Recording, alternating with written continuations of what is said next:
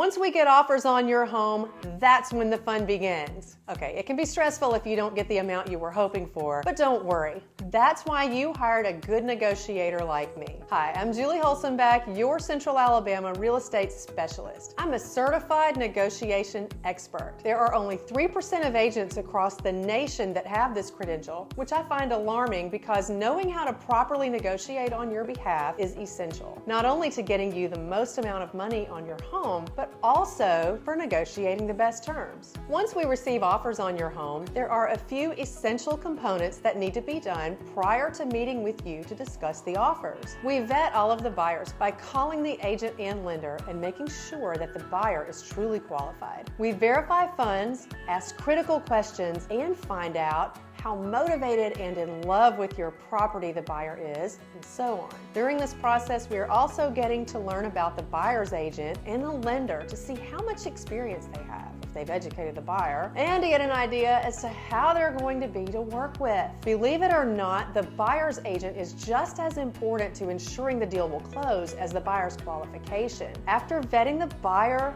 their realtor, and lender, then we meet with you to discuss the offer and review terms. We will give you our advice on the offers in regards to the pros and cons of each, but ultimately you have to make the decision as to which offer to take and what to counter. Now, if we have more than one offer, there's another process that we go through. We give an offer deadline date, then we do a counter offer to all of the offers, requesting them to give us their highest and best offer. Once we have those, we meet with you to discuss which of those offers you would like to counter. Generally, this gives us an opportunity to get a higher price from the buyer and better terms for you because we're picking from the cream of the crop, so to speak. At this time, the buyers can choose to accept our terms or they can counter us back. You have the opportunity to choose which offer you would like to take at this time, and again, we'll advise you as to the pros and cons. Once we come to terms, we are now officially in escrow.